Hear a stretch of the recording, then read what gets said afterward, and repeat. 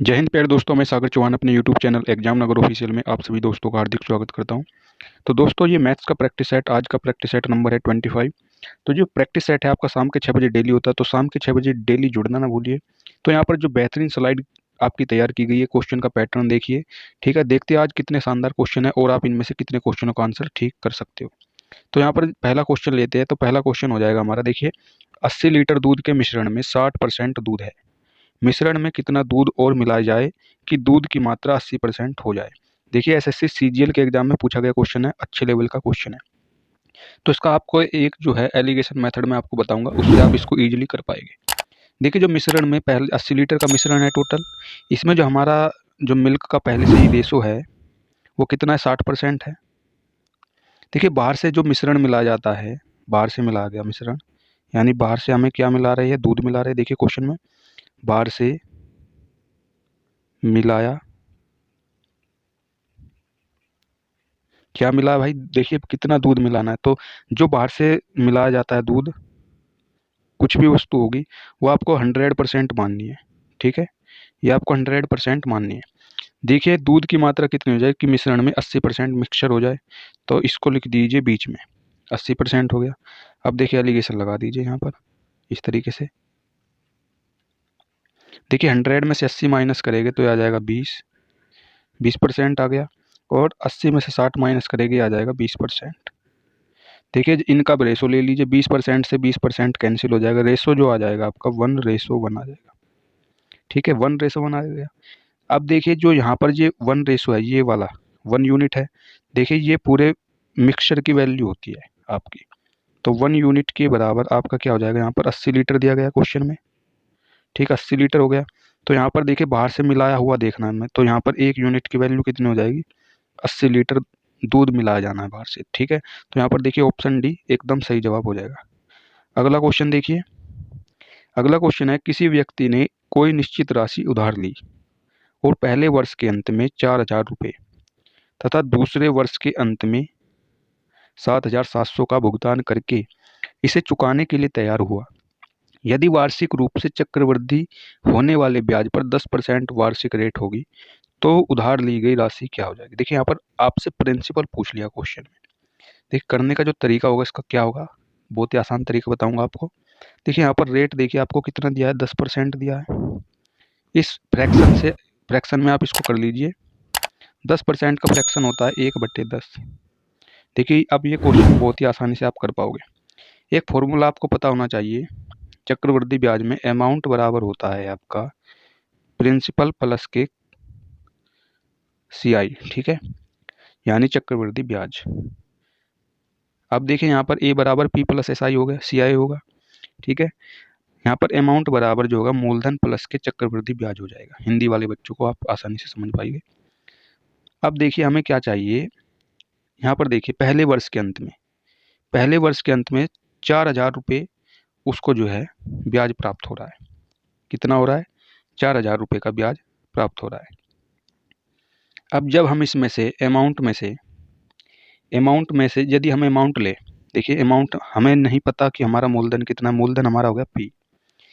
देखिए, पहले वर्ष में जो ब्याज होगा ये 11/10 हो जाएगा, क्योंकि 1/10 इसका जो रेट हो जाएगा। तो इसका अमाउंट कितना बन जाएगा, P मल्टीप्लाई 11/10, इतना अमाउंट बन गया। इसमें से यदि हम आपका जो है CI घटा दे, क्या घटा दे, CI देखिए आपका कितना प्राप्त हो रहा था, 4,000 रुपये। ये आपका अब क्या आ जाएगा, देखिए ये प्रिंसिपल बन गया है। जो इतनी वैल्यू बन गई है आपकी, ये क्या बन गई है, ये इतनी वैल्यू आपकी यहाँ पर बन गई है प्रिंसिपल, इतनी वैल्यू। अब देखिए, ये प्रिंसिपल हो गई। अब जैसे ही दूसरा वर्ष शुरू हुआ है, फिर से ब्याज के ऊपर ब्याज मिलेगा, तो यहाँ पर 11/10 इसका फिर से हो जाएगा। और ये लास्ट 2 वर्षों के अंत में ब्याज कितना प्राप्त हो रहा है, 7,700 रुपये। अब ये आप आसानी से कर पाओगे। देखिए, यहाँ से 11 से इसको काटेंगे तो 11×7=77 हो गया, 700 बार जाएगा। अब देखिए, यहाँ पर क्या आ जाएगा, 11P/10 माइनस के 4,000, और ये बराबर आ जाएगा 7,000 के, क्योंकि 10 की इधर मल्टीप्लाई हो जाएगी। अब देखिए, यहाँ पर 11P/10 बराबर ये आ जाएगा आपका 4, इधर प्लस में चला जाएगा तो ये आ जाएगा 11,000। ठीक, 11 से ये 11 कैंसिल हो जाएगा, ये जाएगा 1,000 बार। तो यहाँ पर जो आपका प्रिंसिपल होगा वो कितना आ जाएगा, 10,000 आ जाएगा। देखिए आसानी से आप कर पाए, तो देखिए ऑप्शन डी यहाँ पर सही जवाब हो जाएगा। इस तरीके से आप इसको आसानी से कर पाओगे। जिन दोस्तों को क्वेश्चन समझ में आ गया हो वो प्लीज़ लाइक कर दीजिए, और जो दोस्त चैनल पर नए हो तो चैनल को सब्सक्राइब करके बेल आइकन ऑल प्रेस कर लीजिए, जिससे हमारी लेटेस्ट वीडियो का नोटिफिकेशन आपको मिलता रहे। अगला क्वेश्चन देखिए यहाँ पर साथियों, एक आदमी ने 3,000 रुपये प्रति एक की दर से 2 साइकिलें खरीदी। यदि वह एक साइकिल को 10% के लाभ पर बेचता है तो उसे दूसरी साइकिल को कितने प्रतिशत लाभ पर बेचना चाहिए ताकि उसे पूरे पर 20% का लाभ हो। ठीक है, ओवरऑल उसे 20% का प्रॉफिट हो जाना चाहिए। देखिए करने का जो मेथड होगा वो कैसे करेंगे आप, यहाँ पर देखिए प्रत्येक जो है 3,000 में खरीद रहा है, हम इस 3,000 को नहीं मानेंगे यहाँ पर। ठीक है, इसको भूल जाइए आप। देखिए यहाँ पर पहली वस्तु है, हम ये पहली वस्तु मानते हैं, और ये सेकंड वस्तु। मान लिया ये पहली वस्तु इसने 100 रुपये खरीदी और दूसरी वस्तु भी 100 रुपये की खरीदी। अब देखिए इसने टोटल कॉस्ट कितना किया है, इस पर टोटल कितना 200 रुपये खर्च कर लिया है। ये आपका हो जाएगा यहाँ पर सीपी। ठीक है, टोटल 200 रुपये सीपी है। अब देखिए पहली वस्तु पर तो उसने 10% लाभ पर बेच दिया, जो ये पहली वस्तु थी इसको 10% का प्रॉफिट पर बेचेगा तो 110 में बेचेगा। अब दूसरी वस्तु का हमें नहीं पता कि ये कितने बेचना है। इसने देखिए क्वेश्चन में कहा है 20% का ओवरऑल लाभ होना चाहिए। देखिए 200 का सीपी था, ओवरऑल जब 20% का हम प्रॉफिट लेंगे, 20% का जब प्रॉफिट लेंगे तो ये वस्तु कितने बेचनी पड़ेगी, 240 में बेचनी पड़ेगी। देखिए 110 की पहले बेच चुका है, 240 की टोटल बेचनी है, तो ये वाली वस्तु हमें कितने बेचनी होगी, 130 रुपये में बेचनी होगी। जब कोई वस्तु 100 की खरीद के 130 में बेची तो कितने का प्रॉफिट लिया यहाँ पर, तो आप कहेंगे सर जी 30% का प्रॉफिट हो जाएगा। तो 30% का जो प्रॉफिट है ऑप्शन बी जो है यहाँ पर सही जवाब हो जाएगा। इस तरीके से देखिए आप इसको कर पाएंगे आसानी से।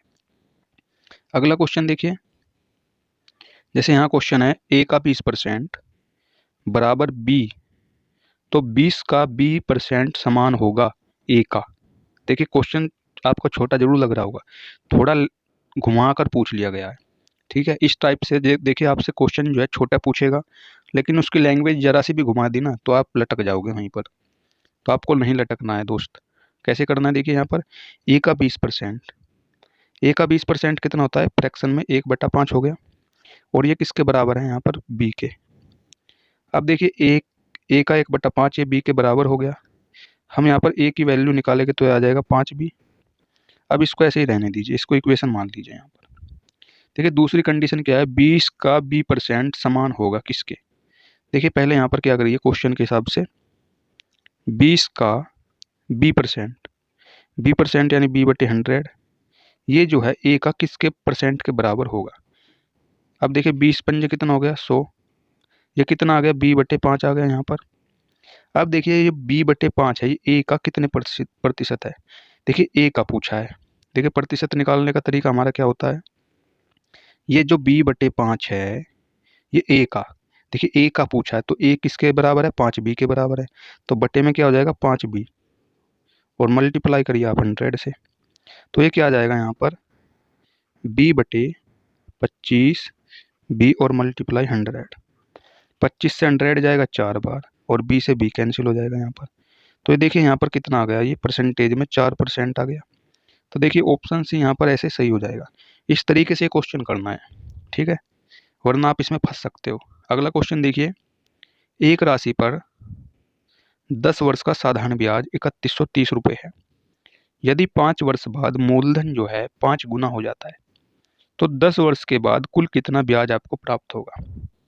देखिए यहाँ कंडीशन दे दी गई है, जो 10 वर्ष का टोटल टाइम है आपका, 10 वर्ष के टोटल टाइम में जो पहले 5 वर्ष है उसमें तो आपका ब्याज उसी रेट से चल रहा है, पहली वाली रेट से।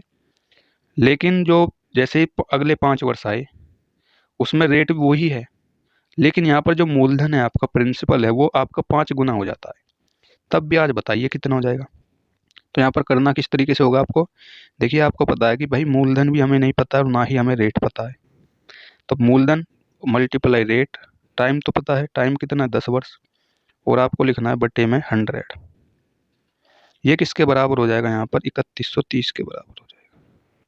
देखिए 0 से 0 कैंसिल हो जाएगा, ये जो आपका आ जाएगा यहाँ पर PR/10, ये आपका आ गया 3130।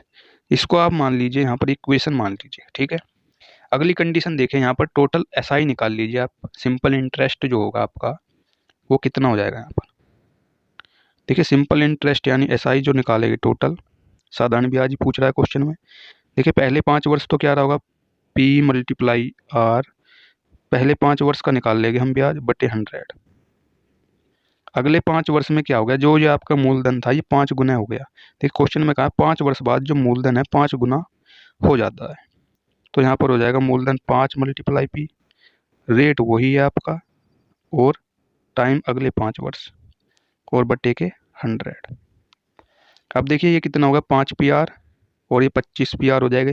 ये टोटल कितना आ जाएगा यहाँ पर, ये आ जाएगा 30 PR बटे के 100। अब देखिए 0 से 0 कैंसिल हो गया, ये आ जाएगा 3 × PR बटे 100। अब देखिए PR बटे 100 की हमने यहाँ पर वैल्यू निकाली थी 3130। तो जो आपका ब्याज हो जाएगा टोटल 10 वर्षों का, 3 × 3130, ये कितना आ गया आपका, 3 × 9 और 3 9390। ये आपका टोटल SI हो जाएगा 10 वर्षों का। ऑप्शन सी देखिए यहाँ पर सही जवाब हो जाएगा। एक एक बच्चे को समझ में आया होगा क्वेश्चन। अगला क्वेश्चन देखिए अगला क्वेश्चन है, ताजे फल में 68% पानी है और सूखे फल में 20% पानी है, तो 100 किलो ताजे फलों से कितने किलो सूखे फल निकाले जा सकते हैं। देखिए यहाँ पर जो करने का तरीका होगा, किस तरीके से आप इसको करेंगे, एक एक बच्चा जो है अच्छे से अपना फोकस करे, ठीक है। ये क्वेश्चन काफ़ी बार एग्जाम में पूछा गया है इस टाइप से। आप इस क्वेश्चन को इस तरीके से मैं आपको समझाऊंगा, इस टाइप का कैसा भी क्वेश्चन आ जाए आप मिस नहीं करोगे, ठीक है। देखिए यहाँ पर पानी लिखिए, एक साइड लिखिए वाटर, ठीक है, एक साइड लिखिए आप वाटर, और एक साइड ये सूखा फल, यानी सूखे फल में क्या होता है, गूदा होता है। गूदे को कहते हैं पल्प, उसका जो गूदा हो गया, ठीक है। अब देखिए ताज़ा फल है यहाँ पर, ठीक है। ताजे फल में यानी फ्रेश फ्रूट कह सकते हो आप उसको, फ्रेश फ्रूट। देखिए इसमें कितना पानी है, 68% पानी है, और इसमें जब 68% पानी है तो गूदा कितना बचा होगा, 32% बचा होगा, ठीक है। इसको जो है फ्रैक्शन में बदलिए, देखिए 17 चौके होता है 68, ये कैंसिल हो जाएगा 4 से, ये रेशो में बना लीजिए, 4 अट्ठे होता है 32, ठीक है। ये फ्रेश फ्रूट का आपका जो है रेशो बन चुका है। अब देखिए सूखा फल यानी ड्राई फ्रूट क्या होगा, ड्राई फ्रूट का ऐसे ही रेशो बनाइए आप, ठीक है। कंडीशन समझते जाइए किस तरीके से हम कर रहे हैं। जैसे ड्राई फ्रूट हो गया, देखिए ड्राई फ्रूट जो है उसमें सूखे फलों में 20% पानी है। देखिए यहाँ पर कितना पानी है, 20% पानी है। जब 20% पानी है तो पल्प कितना होगा, 80% होगा, यानी गूदा 80% होगा। देखिए 20 से कितनी बार जाएगा, 20 चौके 80, यानी 1:4 इसका रेशो आ जाएगा। अब एक कंडीशन आप समझिए, देखिए चाहे आपका फल हो ताज़ा और चाहे फल हो आपका सूखा, जो उसमें गूदा होगा वो आपका बराबर होगा हमेशा, ठीक है जी। क्योंकि उसमें जो मटेरियल है पानी के सिवा, जो उसमें गूदा बचेगा वो तो सेम ही होगा, चाहे सूखा फल हो चाहे ताज़ा हो। तो आप इसको बराबर कीजिए। देखिए यहाँ पर 8 है, यहाँ पर 4 है, तो इसको बराबर करने के लिए आप क्या करेंगे, यहाँ पर देखिए 2 से मल्टीप्लाई करिए, इसमें 2 से मल्टीप्लाई करिए यहाँ पर, तो ये इसका जो गूदा है वो हो जाएगा सेम। तो ये आ जाएगा 2:8 आ गया, 2:8 आ गया। अब देखिए यहाँ पर करना किस तरीके से होगा, अब ये जो फल है टोटल निकाल लीजिए, 17 8 कितना हो गया, देखिए 25 यूनिट हो गया, और यहाँ पर 2 और 8 कितना हो गया, 10 यूनिट हो गया। ये आपका फ्रेश फल हो गया, ये हो गया सूखा फल। देखिए ताज़ा फल कितना है आपका, 100 किलोग्राम। तो यहाँ पर देखिए 25 यूनिट की जो वैल्यू है वो दी है 100 किलोग्राम। तो 1 यूनिट की वैल्यू कितनी हो जाएगी, यहाँ पर 1 यूनिट की वैल्यू हो जाएगी 4 किलोग्राम, 4 किलोग्राम हो गई। लेकिन हमें चाहिए कितने किलोग्राम सूखे फल प्राप्त कर सकते हैं। तो सूखे फल कितने प्राप्त कर सकते हैं हम, 10 यूनिट। तो 10 यूनिट की वैल्यू कितनी हो जाएगी यहाँ पर, देखिए 10 यूनिट की वैल्यू क्या हो जाएगी, तो आप कहेंगे सर जी ये हो जाएगी 10 × 4, क्योंकि 1 यूनिट की वैल्यू हमने 4 किलोग्राम निकाली है, तो ये आ जाएगी 40 किलोग्राम। तो यहाँ पर देखिए ऑप्शन डी जो है वो सही जवाब होगा। देखिए इस तरीके से आप इस टाइप कैसे भी क्वेश्चन आ जाए उसको आसानी से कर पाएंगे। अगला क्वेश्चन देखिए, ए और बी ने मिलकर 1900 रुपये का एक कार्य पूरा किया। 1900 रुपये में भाई कोई काम का ठेका वगैरह ले लिया है। ए ने 5 दिन कार्य किया, बी ने 6 दिन कार्य किया। यदि ए और बी की दैनिक मजदूरी क्रमशः 4:3 के अनुपात में है, मजदूरी का जो रेशो है वो 4:3 है यहाँ पर, तो ए द्वारा कितनी राशि प्राप्त की जाएगी। कैसे करना है आपको, देखिए एक एक कैंडिडेट क्या है ए, दूसरा कैंडिडेट है बी, ठीक है जी। अब देखिए इन्हें पहले मतलब जो इनका दिनों का रेशो हो जाएगा, इन्होंने क्या 5 दिन तक काम किया ए ने, बी ने किया 6 दिन तक काम। फिर इनकी मजदूरी मजदूरी जो होगी यानी वेक्स जो हो जाएगा इनका वेज, जो इनकी मजदूरी हो जाएगी, तो मजदूरी देखिए इनका जो रेशो क्या हो जाएगा 4:3 हो जाएगा। अब देखिए यहाँ पर इनका जो पैसे का रेशो है वो कैसे निकालेगा, 5 चौक 20 हो गया और 6 थी 18 हो गया। तो टोटल जो इसका जो यूनिट बना है 38 यूनिट बना है, तो 38 यूनिट के बराबर दिया है 1900, ठीक है। तो हमें चाहिए ए की वैल्यू चाहिए। तो यहाँ पर ए की वैल्यू कैसे निकालेंगे आप, देखिए यहाँ पर जो है 1900 ये किसके बराबर है 3800 के, 38 यूनिट के, और हमें चाहिए 20 यूनिट की वैल्यू। तो 19 दूनी 38 और 2 से जाएगा 10 बार, तो ए का जो हिस्सा आ जाएगा वो आ जाएगा 1000 रुपये। तो ऑप्शन बी जो है यहाँ पर सही जवाब हो जाएगा। अगला क्वेश्चन देखिए, एक आयताकार खेत की एक भुजा 39 मीटर है और इसके विकर्ण 89 मीटर है, खेत का क्षेत्रफल क्या हो जाएगा। ये करने का जो मेथड होगा, आप इसको ट्रिपलेट से आसानी से कर पाएंगे यदि आपको ट्रिपलेट का ज्ञान है, ठीक है। तो ट्रिपलेट का ज्ञान होगा तो आप इसको अच्छे लेवल से आसानी से कर पाएंगे। यहाँ पर मैं एक रेक्टेंगल मैंने बना लिया है यहाँ पर। अब देखिए रेक्टेंगल बन चुका है। अब जो इसका एक भुजा है, मान लिया हमने ये भुजा जो है इसकी 39 मीटर है, और जो इसका विकर्ण होगा यानी इस कॉर्नर से इस कॉर्नर तक ये जो हो गया ये आपका हो गया 89 मीटर, ये हो गया इसका। तो हमें इसकी जो लेंथ होगी वो हमें ज्ञात करनी है। देखिए मैं आपको ट्रिपलेट से इसको पहले बताता हूँ, फिर इसको बेसिक से बता दूँ। ट्रिपलेट, तो इसका एक ट्रिपलेट होता है दोस्तों, सभी बच्चों को पता होना चाहिए। एक ट्रिपलेट होता है 39 80 89 का, ठीक है। यदि ये ट्रिपलेट आपको पता है तो आप इसको आसानी से कर पाएंगे। देखिए हमें एक भुजा दी गई है और दूसरी भुजा भी दी गई है, विकर्ण दिया गया, तो जाहिर सी बात है ये जो आपकी भुजा होगी 80 मीटर की होगी। तो यहाँ पर जो एरिया होगा वो निकालना बहुत ही आसान हो जाएगा। तो आप इसकी सीधी 39 की मल्टीप्लाई 80 में कर देंगे, ये इसकी ब्रेथ हो जाएगी, 80 इसकी लेंथ हो जाएगी। तो देखिए कितना आ जाएगा, 0 8 9 72 2 7 8 3 24 और 7 कितने हो गए 31। देखिए 3120 जो मीटर है इसका जो है एरिया आ जाएगा। लेकिन कुछ बच्चों को इसका जो है तरीका नहीं आता हो, किसी को ट्रिपलेट नहीं पता हो, तो कैसे करेंगे। तो देखिए जो आपका यहाँ पर ये आपका हो गया समकोण त्रिभुज बन रहा है, ठीक है।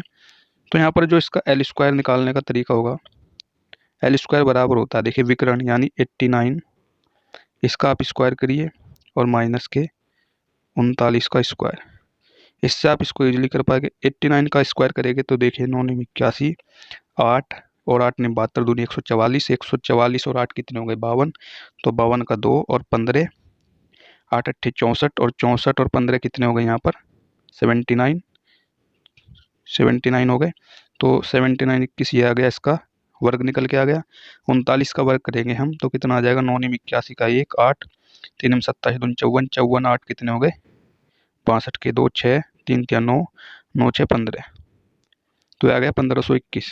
अब देखिए इसको माइनस करिए, ये डबल जीरो बच जाएगा, 9 में से 5 गए 4 और 7 में से 1 गया 6। देखिए एल स्क्वायर बराबर आ गया 6400, तो एल बराबर क्या आ जाएगा आपका 80 आ जाएगा, ठीक है। इससे निकाल देखिए 80 आपने यहाँ पर 80 मीटर भुजा निकाल ली। अब एरिया आप आसानी से निकाल पाएंगे।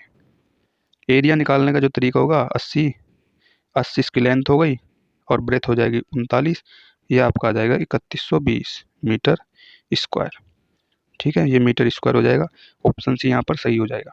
जिन दोस्तों को आज का सेशन अच्छा लगा हो प्लीज़ एक लाइक कर दीजिए और अब भी रिक्वेस्ट करता हूँ, जो चैनल पर नए हो प्लीज़ सब्सक्राइब करके बेल आइकन ऑल प्रेस कर लीजिए, ठीक है, जिससे लेटेस्ट वीडियो का नोटिफिकेशन आपको जल्दी जल्दी मिलता रहे। और आज का सेशन कैसा लगा कमेंट बॉक्स में जरूर बताइएगा। मिलते हैं हम नेक्स्ट प्रैक्टिस सेट में।